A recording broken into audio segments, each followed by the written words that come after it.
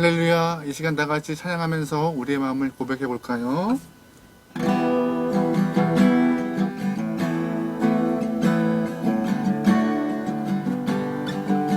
내 평생 사는 동안, 내 평생 사는 동안 주 찬양하리. 여호와 하나님 내 주를 찬양하리. 주님을 묵상함이 즐겁도다.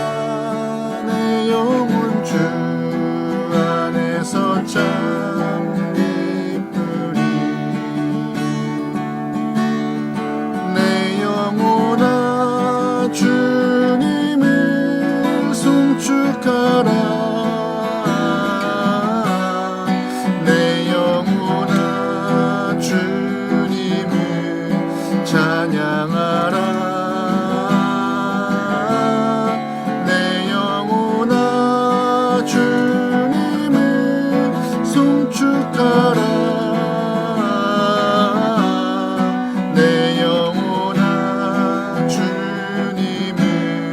찬양하라. 내 평생 사는 동안, 내 평생 사는 동안 찬양하리. 여호와 하나님 내 주를 찬양.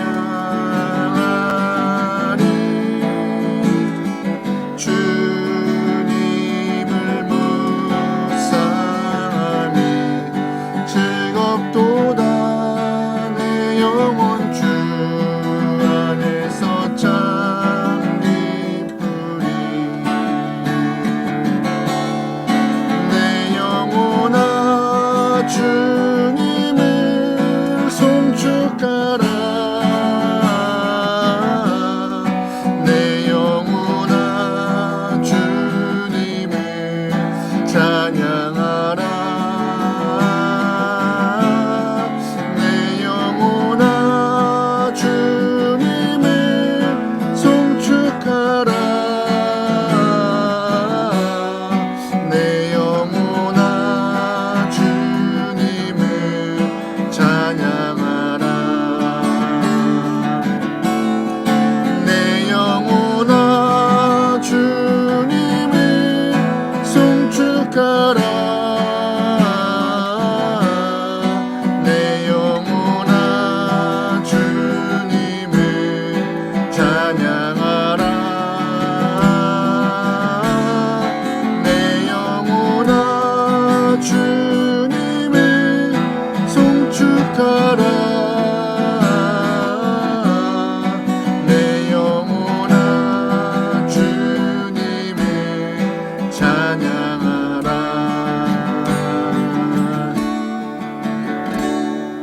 아멘. 하나님, 이 시간 주님을 송축하고 주님을 찬양하며 주님께 영광을 돌립니다. 죄인된 우리가 주 앞에 나와서 주님을 아버지라 부르고 나의 구주로 고백하며 예배할 수 있도록 인도하심에 감사함을 드립니다. 이 시간 저희가 마음을 다하여서 뜻을 다하여서 온전히 주님을 높이려 하오니 주님 홀로 영광 받으시고 이 예배를 통하여서 주님이 찾는 예배자가 바로 우리의 예배가 되게 도와주시옵소서. 우리의 상황 때문에, 우리의 여건 때문에 예배가 방해받지 않게 소망합니다. 우리를 흔드는 사단마귀의 세력을 다 예수의 이름으로 물리치고 온전히 집중하여서 예배할 수 있는 귀하고 복된 시간 되게 인도하여 주시옵소서. 맡기오며 예수님의 이름으로 기도합니다. 아멘.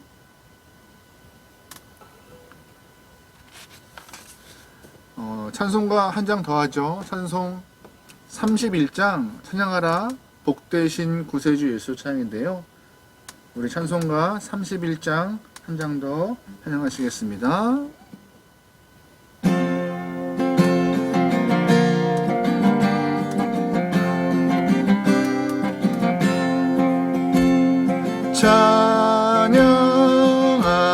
찬양하라 복되신 구세주 예수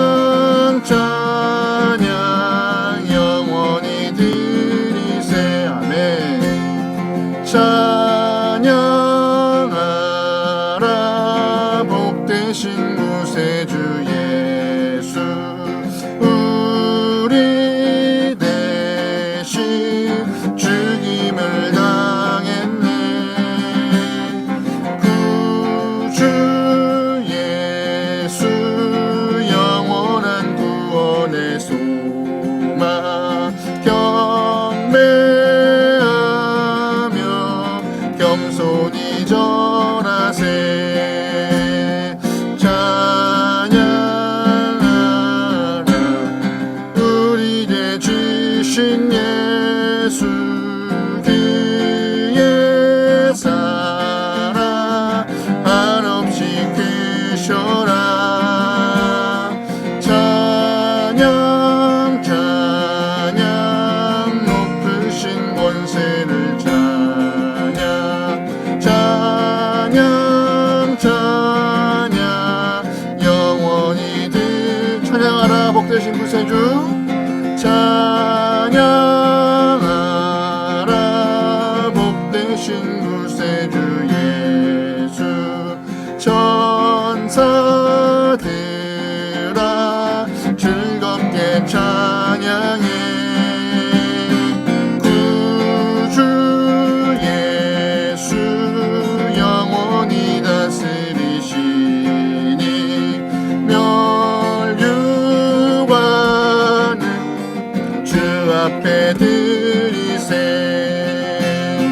구주 예수 세상을 이기시고 영광 주에 또다시 오시니. 아멘.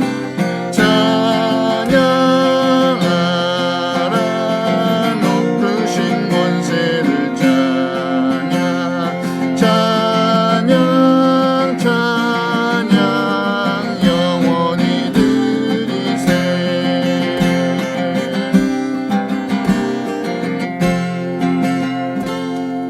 아멘. 말씀 보시겠습니다.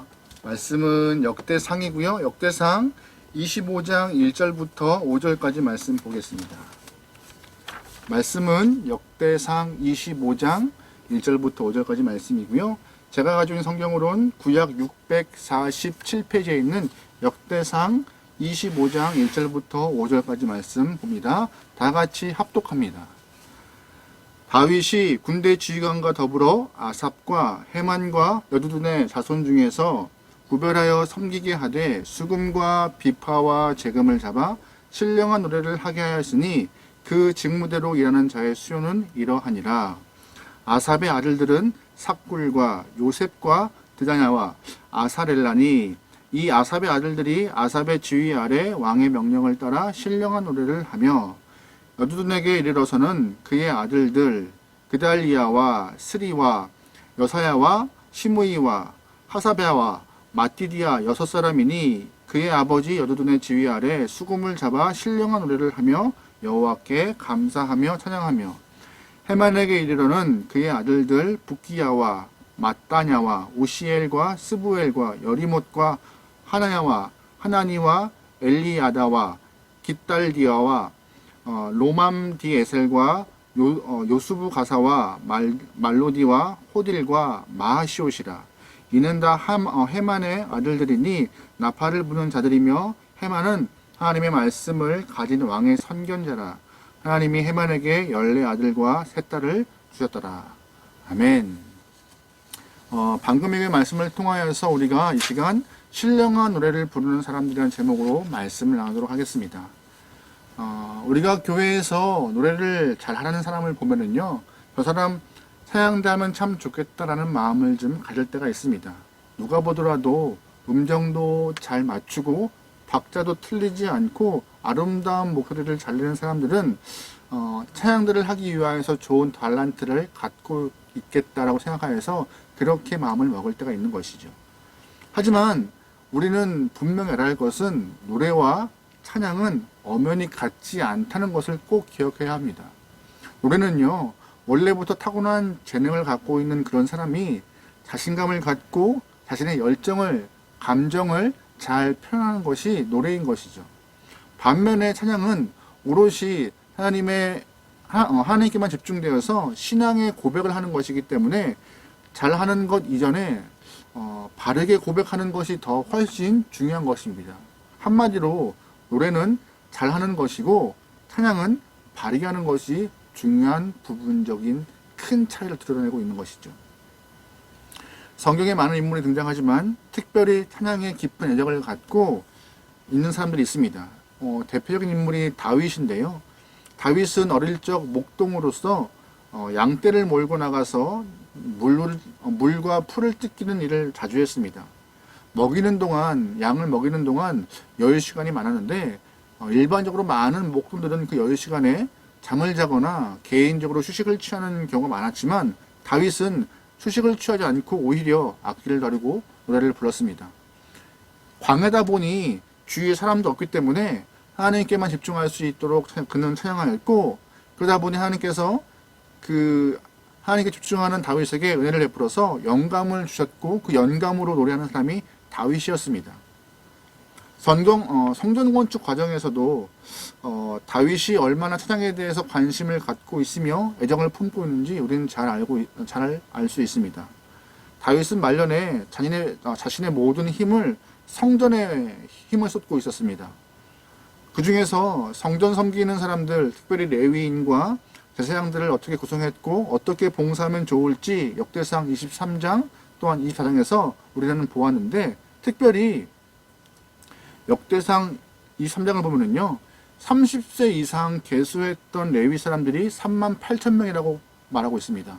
그 중에서 24,000명은 성전에서 일하는 사람으로 구별하였고, 6,000명은 관원과 재판관으로 구별하였고, 4,000명은 문지기 역할을 감당했으며, 또한 나머지 4,000명은 찬양대의 역할을 담당했다고 말하고 있습니다. 모세 때에도 성막과 또한 성막을 섬기는 사람들, 게다가 제사장들도 있었습니다. 하지만 찬양대는 존재하지 않았습니다. 다시 말해서 찬양대는 다윗 때 다윗이 만든 그런 그룹이라고 우리는 알아야 할 것입니다. 오늘 본문 25장은요, 다윗이 조직했던 그 찬양대 중에서 4명, 특별히 리더였던 4,000명 찬양대 중에서 리더격이었던 아삽과 여두둔, 헤만에 대해서 기록하고 있는데요. 혹시 오늘 이 본문을 보면서 오늘 이 본문이 한양팀에 대한 이야기네, 나와는 상관없네 라는 생각을 하지 않길 소망합니다. 마땅히 찬양을 해야 하는 모든 사람들에게 필요한 교훈적인 이야기고, 거기에 따른 적용점이 있는 말씀인지라 이 말씀을 통하여서 모두가 다 은혜 받기를 소망합니다. 오늘 이 말씀을 통하여서 우리가 먼저 찬양대의 다윗이 만들었던 찬양대의 규모와 구성에 대해서 좀 알아보기 원하는 건데요. 우리 1절 말씀 다 같이 읽어보겠습니다. 1절입니다. 시작. 다윗이 군대 지휘관과 더불어 아삽과 헤만과 여두둔의 자손 중에서 구별하여 섬기게 하되 수금과 비파와 재금을 잡아 신령한 노래를 하게 하였으니 그 직무대로 일하는 자의 수요는 이러하니라. 1절을 보면은요, 다윗이 찬양대 지휘관으로 3명, 즉 아삽과 헤만과 여두둔을 세웁니다. 여러분이 기억해야 할 것은 예루살렘 성전이 지어지기 전에, 즉 다윗이 왕이 되어서 얼마 안 되고 나서 다윗은 방치되어 있던 언약궤를 예루살렘으로 가져왔다는 사실을 꼭 기억하셔야 합니다. 무슨 말이냐? 이것 때문에 좀 어색한 상황이 발생해요. 왜냐하면 원래 성막에 언약궤가 있어야 하는데 다윗은 방치되어 있던 언약궤를 성막이 있던 기브온으로 가져가지 않고 예루살렘으로 가져옵니다. 그러다 보니 기브온 산당, 즉 성막에는요, 성막이 존재했고, 또한 예루살렘에는 언약궤가 따로 보관되어 있던 상황이죠. 무슨 말이냐? 기브온에는 기브온에 따른 성막에 따른 제사가 또 드려지고 있고, 예루살렘에서는 언약궤를 중심으로 제사가 2개의 제사가 동시에 이렇게 진행되고 있던 상황이 좀 어색한 상황이 발생했다는 것입니다. 이런 상황에서 오늘 본문에 등장한 아삽은 예루살렘에서 하나님의 언약궤를 지키고 찬양하는 사람이었고, 나머지 헤만과 여두둔은 기브온 산당에서 찬양하는 사람이었는데, 다윗은 이 세 사람을 성전 건축 후에 한 자리에 모여서 찬양대 지휘자로 선발했던 것입니다. 그런데 이 3명만 가지고 찬양대가 세워진 것은 아닙니다. 지휘자 아래 또 다른 중간 역할을 할 만한 사람들, 그 다음 중간 역할의 지휘자를 세우는 곳인데요. 그 다음에 지휘자를 세움에 있어서 다윗은 아삽과 여두둔 또한 헤만의 아들들, 즉 아삽의 아들 4명, 여두둔의 아들 6명, 헤만의 아들 14명, 총 24명의 실질적 지휘자를 세우는 것입니다. 모두가 다 이 큰 지휘자들의 아들들이었습니다. 근데 잘 보시면 큰 지휘자가 있고 중간 지휘자가 있다고 해서 찬양대가 완성되는 것은 아니죠. 또 찬양대에서 필요한 소리를 내는 사람들이 필요한 것인데 본문을 보면은요, 총 288명의 소리를 내는 사람들, 즉 솔리스트가 세워집니다. 우리 7절 말씀 다 같이 보겠습니다. 시작. 그들과 모든 형제 곧 여호와 찬송하기를 배워 익숙한 자의 수요가 288명이라. 이들은 모두가 다 288명 모두가 다 아삽과 여두둔 또한 헤만의 후손들이었는데, 또 한마디로 쉽게 말하면 한 집안 사람들이고 한 형제 자매라고 보시면 되는 것입니다. 모두가 다 280명이 한 가족 안에 있던 상황들인 것이죠. 정리하면 이런 거예요.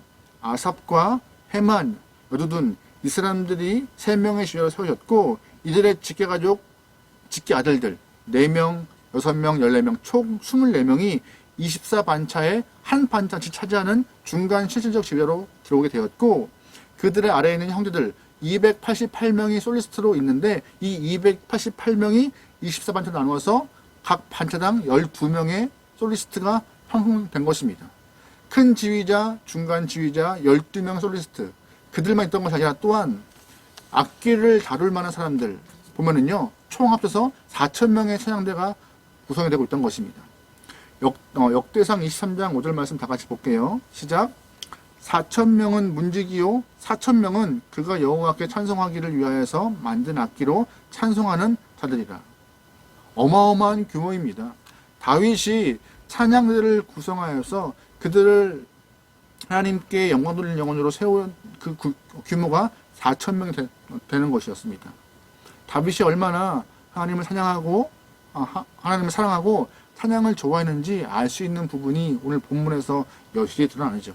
그런데 이 찬양들을 구성하는 과정 가운데 큰 지휘자 3명, 아삽과 헤만과 여두둔을 세우는데 좀 특이한 모습이 등장합니다. 1절 말씀을 보면요, 다윗이 군대 지휘관과 더불어 라는 표현이 나오고 있습니다. 다시 말해서 다윗이 군대 지휘관과 함께 찬양 지휘관들을 세워놨던 것이죠. 군대 지휘관들은 나라를 지키는 군인이고, 찬양대는 하나님께 받은 영감을 음악으로 표현한 사람들인데 접점이 없습니다. 그럼에도 어떠한 연관성이 있는지 다윗은 이 군대 지휘관들과 함께 찬양대 지휘관들을 세워놓고 있는데 어떤 이유일까요? 분명한 것은 다윗은 찬양을 통하여서 나라를 지키는 것과 연관시키고 있던 것입니다. 찬양이 나라를 지키는 것과 직결하여서 하나님을 고백하는 것이 굉장히 중요한 요소라고 다윗이 판단했던 것입니다. 하나님의 백성은 군사력으로 싸우는 것이 아니라 하나님을 인정하고 전쟁의 주인이신 하나님을 향하여서 그의 임재를 사모하며 싸우는 것이기 때문에 제사장들과 찬양이 얼마나 중요한 역할을 감당하는지 알고 있던 다윗은 그 누구보다 군대 지휘관들과 함께 찬양의 힘을 믿고 찬양대 지휘자들을 세웠던 것이죠.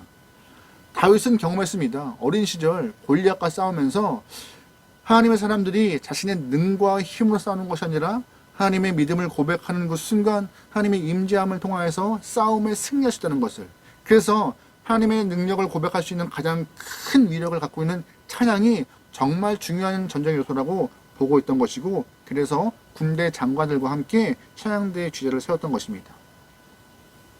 여러분들은 찬양을 어떻게 생각하십니까? 어떻게 보세요? 여러분들은 영적 전쟁의 승리를 위해서 찬양이 정말로 큰 힘을 준다고 믿으십니까? 오늘을 살아가는 우리들도 찬양팀과 우리가 고백하는 찬양을 위하여서 많이 기도해야 될 부분이 있습니다.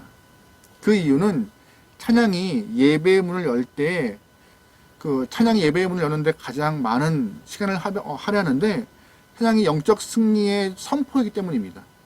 찬양이 영적 승리의 선포이기 때문에 우리는 그 영적 승리의 선포를 위하여서 항상 마음을 다해서 기도하는 자세가 필요한 것입니다. 우리가 영적 승리를 위하여서 진정한 찬양으로 예배를 드린다면은 하단마귀는 그 영적 승리를 꺾기 위해서 가만히 두고 보지 않을 것입니다. 어떻게 해서든 그 영적인 승리를 방해하기 위해서 찬양부터 실패하도록 우리의 마음을 흔들어 놓고 분산시키고 산만하게 해놓고 어딘가 어그러뜨리게 계속 예배를 방해할 것입니다. 우리 교회도 예배를 시작하면서 찬양으로 예배를 시작합니다.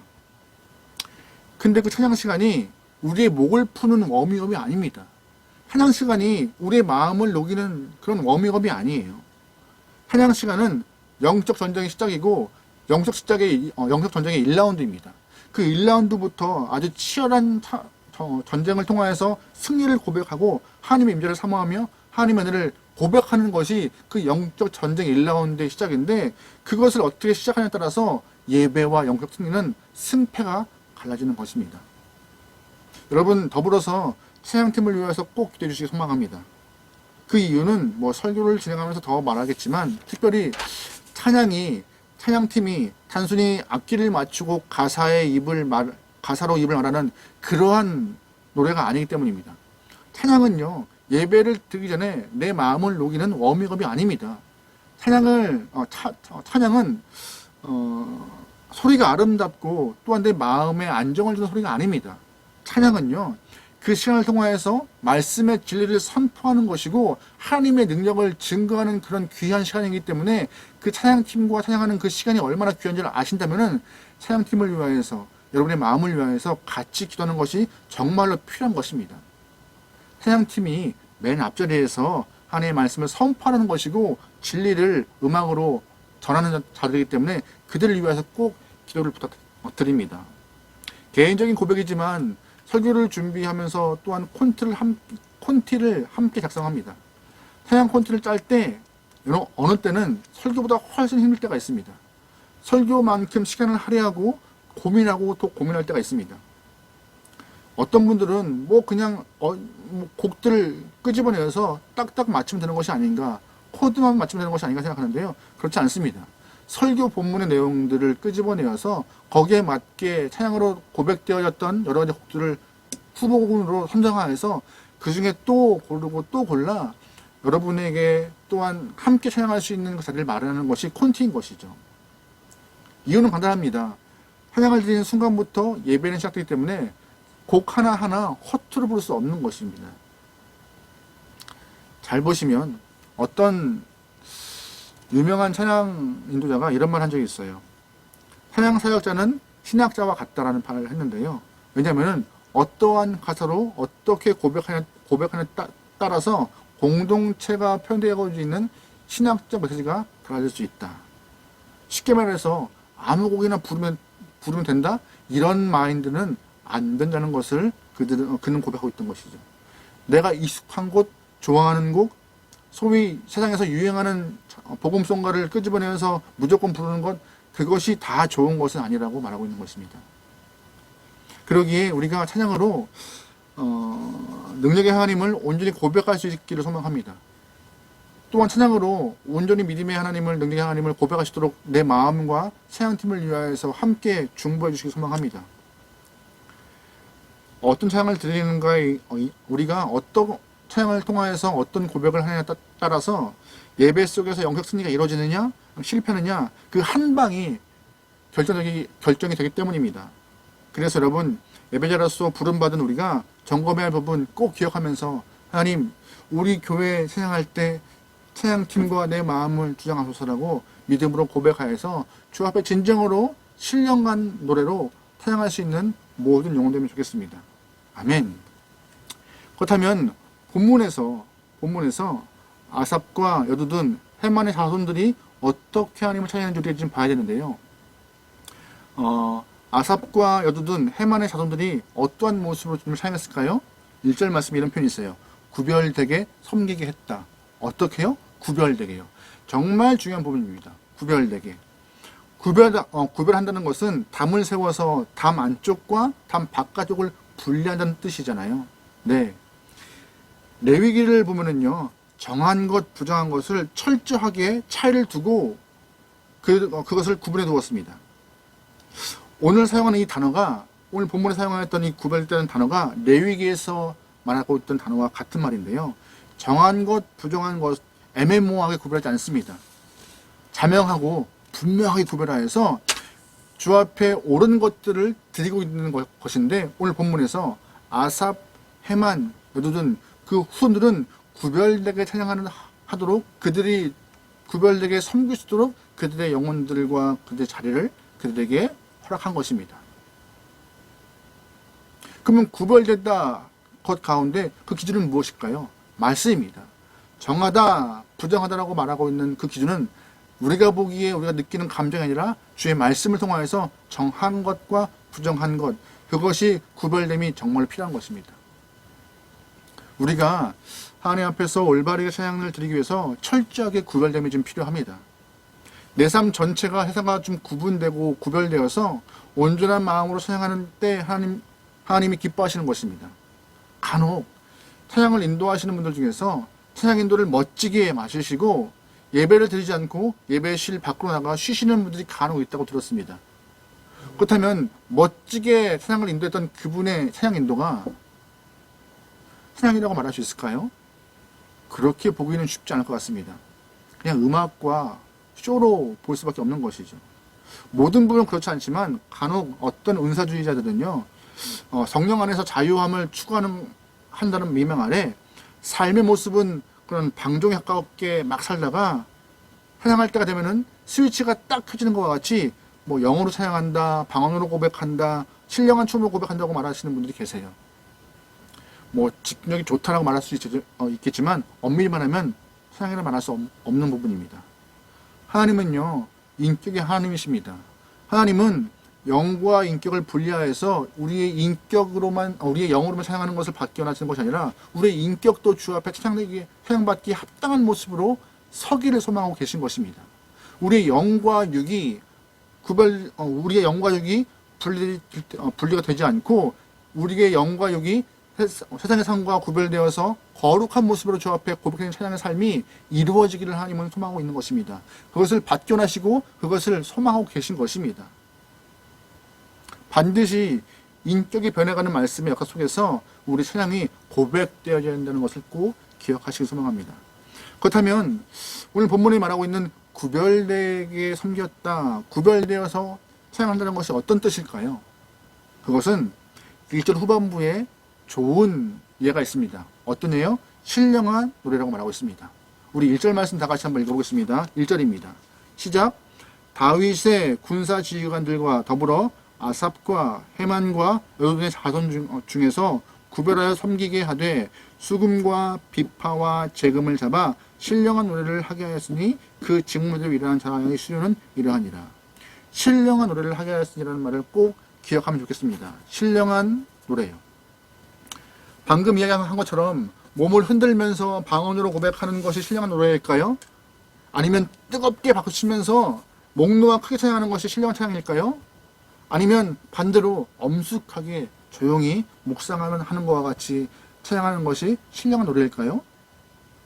본문에서 신령한 노래라는 것은 히브리어 나바에서 해석되어 있는 이야기입니다. 근데 많은 단어가 없어요. 이 나바라는 단어 하나가 이렇게 해석을 하고 있는 것입니다. 나바가 무엇이냐? 히브리어 나바의 뜻은 예언하다, 즉 영감으로 사로잡혀 말하다는 뜻을 갖고 있습니다. 설교 초반 찬양을 위하여서 기도를 많이 한다는 이유가 바로 여기 있는 것인데요. 무슨 뜻이냐? 노래를 잘하는 사람이, 아무리 목소리가 좋은 사람이 찬양들을 하는 것이 아니라 예언, 즉 하나님의 말씀을 받아 입으로 고백하는 영혼들이 찬양대에 소속되어서 찬양을 할 만한 사람이라고 말하고 있는 것입니다. 다시 말해서 말씀을 받아 입으로 고백할 수 있는 사람들, 이들이 바로 찬양대라고 다윗은 그들을 선발한 것이죠. 아무나 찬양대에 음정 잘 맞고 박자 잘 맞고 노래를 잘하고 목소리가 아름답다고 쓸 수 있는 것이 아니라 신령한 지혜를 주셔서 하나님이 주신 그 지혜를 갖고 입으로 고백하는 자들, 그들이 바로 찬양대의 요건이라고 말하고 있는 것입니다. 그래서 다윗이 말하는 성전의 찬양대들은요, 하나님 말씀에다가 곡줄을 붙이는 사람들이었어요. 하나님이 직접 신령한 말씀을 주시기도 하지만 이전에 기록된 말씀들을 그들은 배운 후에 말씀을 마음에 두고 입에 담아 있던 그 영혼들에게 곡을 붙여서 예배 가운데 하나님의 말씀을 선포하고 전하고 있는 사람들이 오늘 본문의 찬양대 대원들이었습니다. 다시 말하지만 노래를 잘하는 사람들이 찬양대 대원으로 설 수 있는 것은 절대 아니었습니다. 그들은 신령한 노래, 예언할 수 있는 사람들이었는데 예언이라는 것이 영적인 민감함과 통찰력을 갖고 있어야지만 가능한 것이잖아요. 하나님이 허락하신 그 조그만한 그 감동과 은혜를 그들은 받아서 그 감동과 은혜를 말씀으로 무장하여 드러내는 사람들, 그들이 바로 서양대 대원이었습니다. 하나님께서 먼저 허락하신 그 영적인 민감함과 지혜의 말씀을 받을 만한 준비된 영혼들이 차양대에 자격 있는 사람들인 것인데, 여러분 혹시 이 예언이라는 부분에서 오해하지 않기를 소망합니다. 예언이라는 것이 알 수 없는 미래의 어떤 일을 그냥 맞추는 것, 그렇게 단편적으로 생각하시면 안 되는 것입니다. 예언은요, 능력의 하나님께서 이루어 가실 일, 그 일을 믿음으로 고백하는 것이 예언입니다. 그래서 어느 영어 성경 번역본에는요, 예언하기 위하여서 이들을 구별해 세웠다라고 표현하는 이런 본문의 표현을 바꿔 말하는 부분도 있어요. 저도 예언합니다. 어떤 예언을 해요? 예수님이 하나님이 정하신 때에 이 땅에 다시 오셔서 심판할 것을 저는 믿습니다. 현재 이루어지고 있지는 않지만 하나님의 말씀이 이루어져서 우리에게 현실화 될 것이라고 믿다 고백하는 것이죠. 이게 바로 예언이라는 것이에요. 말씀에 대한 믿음을 고백하고 그 믿음을 곡조로 붙여서 선포하는 것. 서양대가 그 일을 감당하고 있던 것입니다. 단순히 그냥 알 수 없는 미래에 대해서 허황되게 고백하는 것이 아니라 말씀을 기반에 두고 마음에 담은 말씀, 입에 담은 말씀들을 음악으로 선포하는 영혼들이 서양대 대원이었던 것이에요. 그래서 노래하는 사람들, 노래 잘하는 사람들, 음정 박자, 이것보다 말씀에 집중된 사람들, 말씀의 기준에 의해서 정하다, 부정하다, 구별이 가능할 만한 인격과 신앙으로 무장한 사람들, 또한 하나님의 하실 일을 신뢰할 수 있는 사람들, 그들이 찬양대가 되기 위해서 기본 갖춰야 될 소양과 자세였다고 오늘 본문을 말하고 있는 것입니다.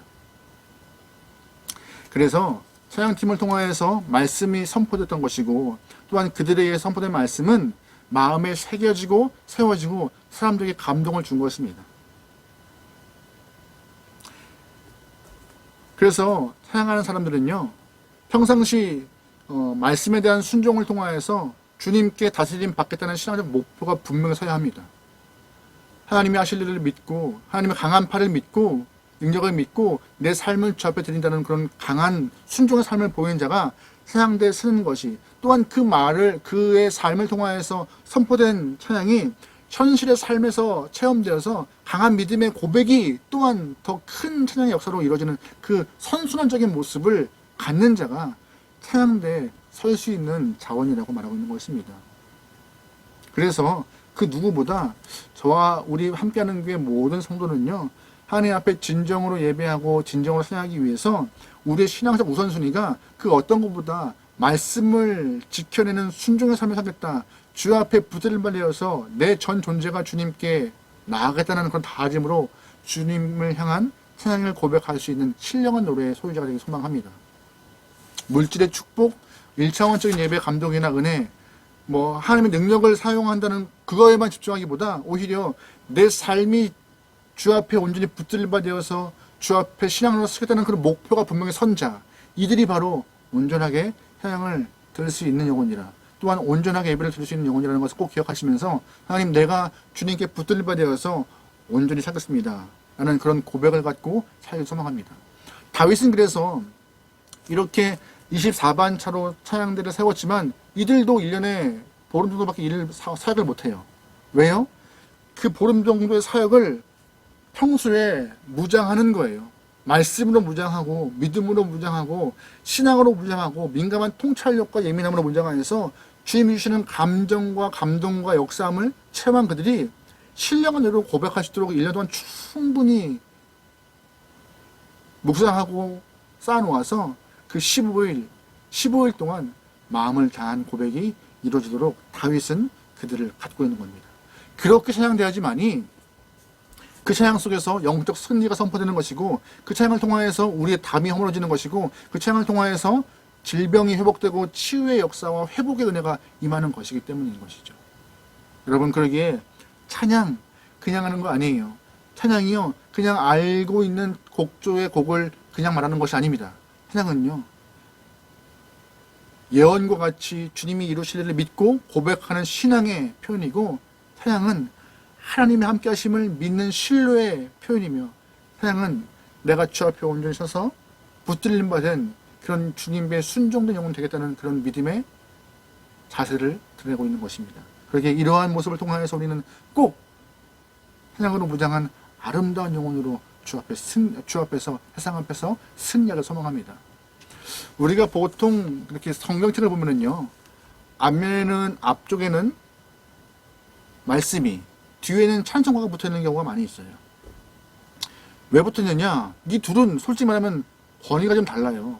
말씀은 영원한 것이고 찬송가는 시대가 따라서 바뀌기도 하고 막 변화가 좀 있잖아요. 하지만 권위가 다른 이 말씀과 찬송가가 같이 있는 이유는 이 두 개가 사용되는 용도가 같기 때문입니다. 무슨 말씀인지 아세요?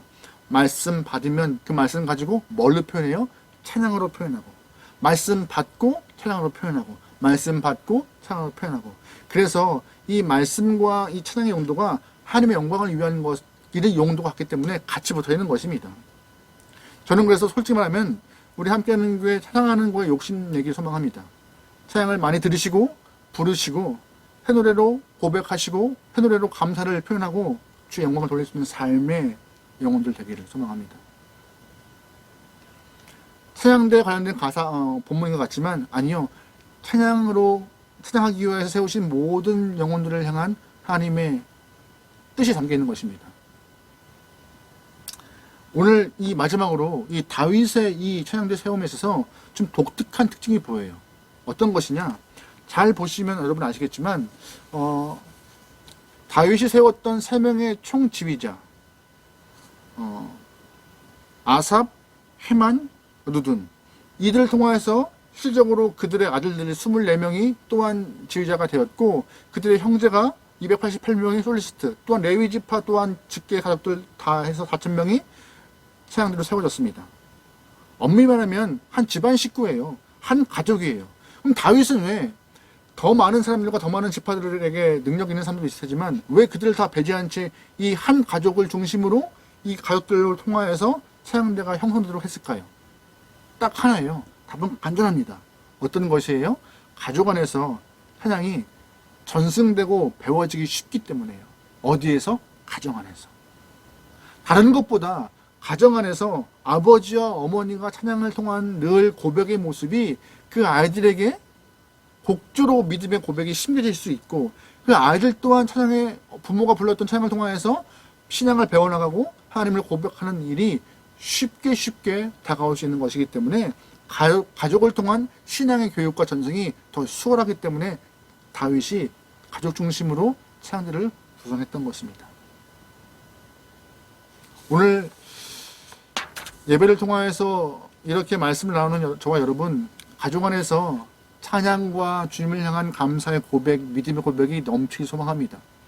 입을 통하여서 하나님의 위대하심이, 곡조를 통하여서 하나님의 높고 크신 은혜가, 또한 찬양의 가사를 통하여서 하나님의 감사에 대한 마음을 우리가 자주 많이 표현되어서 우리의 아이들이, 우리의 가정이 언제나 찬양이 넘치길, 그리하여서 다윗 시대에 일어나던 찬양의 역사가 지금 현재 우리에게도 동일하게 일어나 모든 가정 안에 담이 허물어지고 치유와 회복과 하나님의 임재와 하나님의 보신 역사의 은혜가 매일매일 샘솟듯 일어나기를 주의로 축원합니다. 아멘. 기도하시겠습니다. 하나님, 찬양하는 영혼에게 소망합니다. 입으로만 찬양하지 않고 삶 전체가 구별되어서 거룩하게 주님을 찬양하고 높이려 하오니 우리의 순간순간 우리의 삶을 주장하여 주시옵소서. 신령한 노래로 말씀을 기반으로 아버지를 향한 믿음의 고백을 통하여서 주님께 나아가길 소망합니다. 나 혼자가 아니라 모든 가족이 함께 나가서, 모든 공동체가 함께 나가서 주님을 아버지라고 고백하며 능력의 주님을 찬양하게 나오니 우리의 입술과 우리의 삶을 주장하여 주시옵소서. 찬양으로 무장하고 말씀을 기반으로 삶을 살아내어서 하나님의 임재하심과 능력을 보이는 성도가 되게 나오니 우리의 모든 발걸음 역사하시고 혹여나 삶 가운데 어려움과 낭망함과 괴로움과 힘듦에 있는 영혼들, 그들의 가정들 찬양으로 이겨낼 수 있도록 주님 역사하여 주십소서. 그들이 억지로 벌리는 입이라 할지라도 그 벌려서 고백하는 그 가사와 찬양의 마음으로 인하여서 주님 회복시키시고 세우시고 힘을 더하시고 있사오니 주님 임재하시고 역사하여 주시옵소서. 모든 걸 맡기오며 예수님의 이름으로 기도합니다. 아멘. 우리 시간 찬양 하나 하죠. 찬송가 79장인데요. 찬송가 79장 주 하나님 지으신 모든 세계 찬양하면서 우리 시간 우리 마음을 좀 편하겠습니다.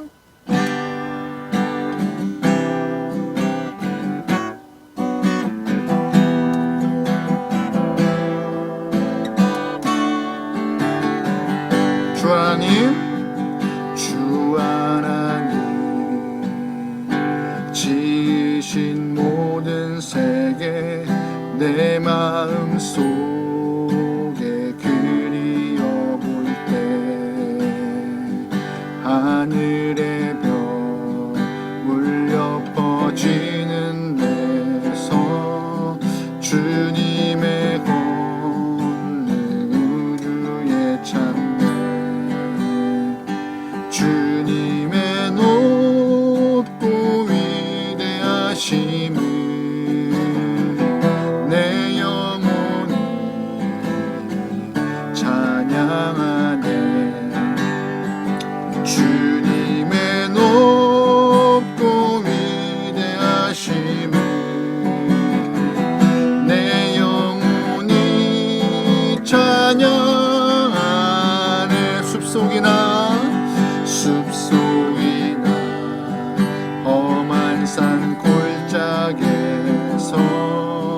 지저귀는 벼새 소리들과 고요하게 흐르는 시냇물을 주님의 솜씨 노래하도다. 아멘. 주님의 높고 위대하심을 내 영혼이 찬양하네.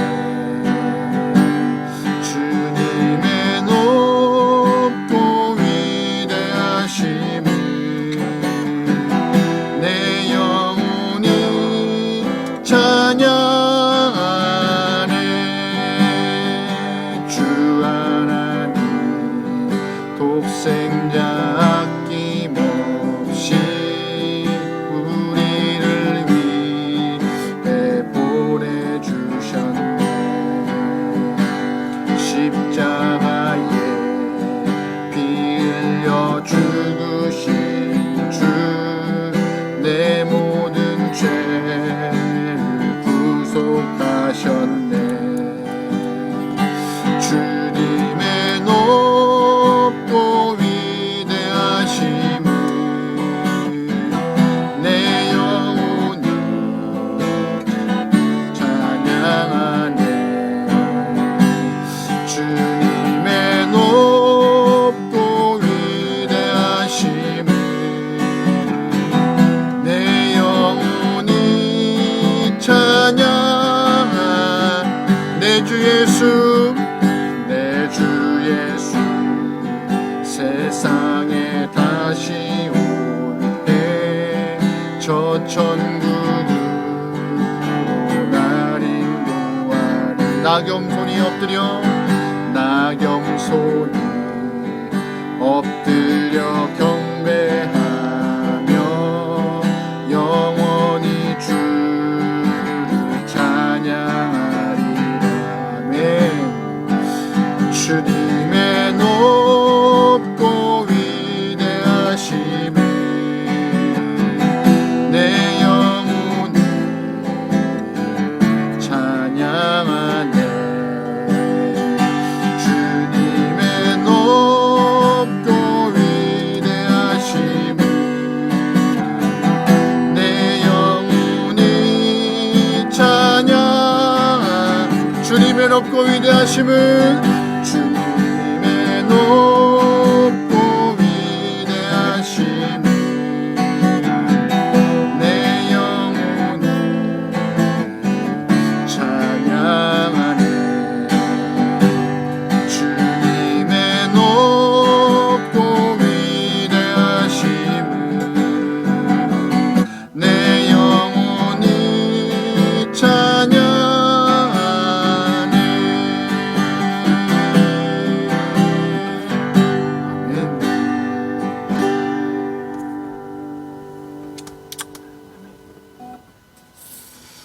하나님은 우리를 찬송하기 위하여서, 주님을 찬송하기 위하여서 창조하셨다고 말하고 있습니다.